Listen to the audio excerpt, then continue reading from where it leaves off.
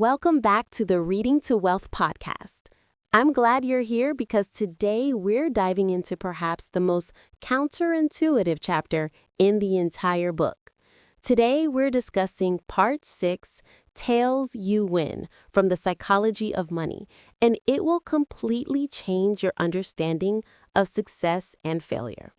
This chapter explores why common mistakes can actually be the key to achieving great success. If you haven't watched the first part of the podcast series, Part 6, Tails You Win, watch that video first, then come back for this second part. Stay with me because this will change the way you think about failure forever. Now let's talk about the hardest part of applying this principle, dealing with all the failure. Our brains are wired to hate failure.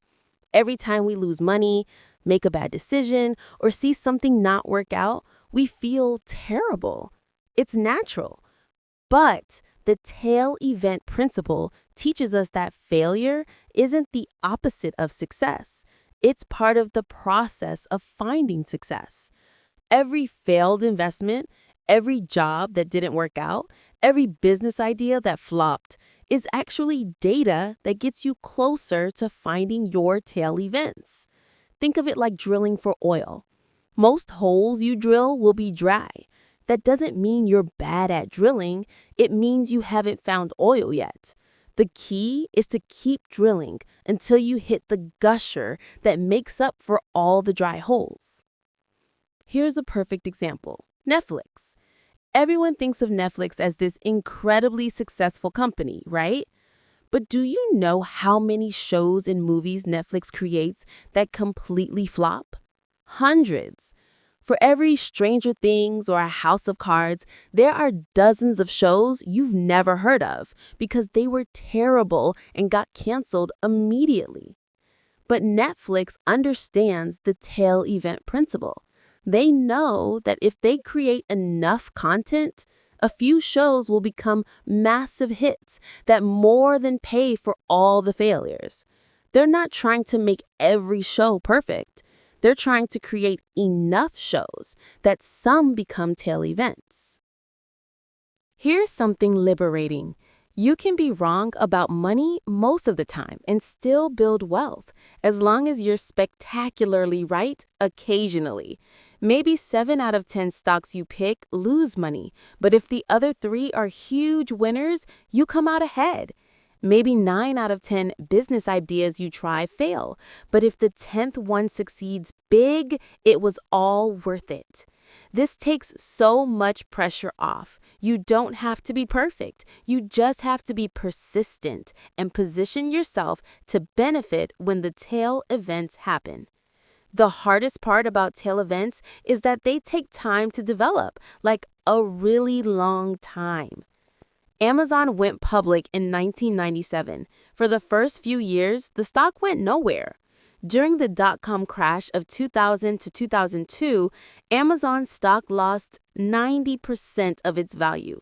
90%. If you had bought Amazon in 1997 and sold it in 2001 because you got scared, you would have lost most of your money.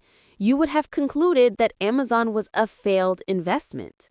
But if you held on through all the ups and downs, Amazon became one of the greatest investments in history.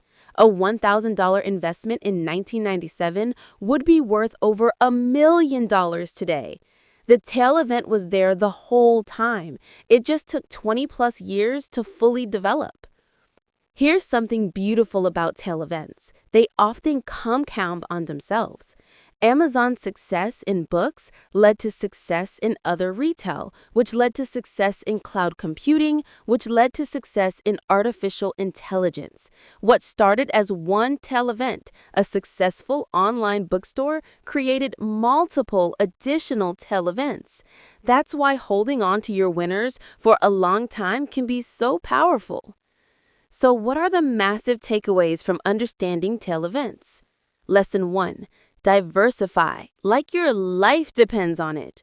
Since you can't predict which investments, career moves, or business ideas will become tail events, you need to spread your bets. Don't put all your money in one stock or all your career energy into one path. Cast a wide net because you never know which small investment today might become your retirement fund tomorrow. Lesson 2. Time is your best friend. Tail events need time to develop. The longer you stay in the game, the more opportunities you have to experience them. This is another reason why starting early with investing is so powerful. Lesson 3. Failure is feedback, not a verdict. Every failure gets you one step closer to finding your tail event. Don't let short-term losses discourage you from long-term success. The goal isn't to avoid all losses. It's to make sure that when you do win, you win big enough to make up for all the losses. Lesson 4. Stay in the game.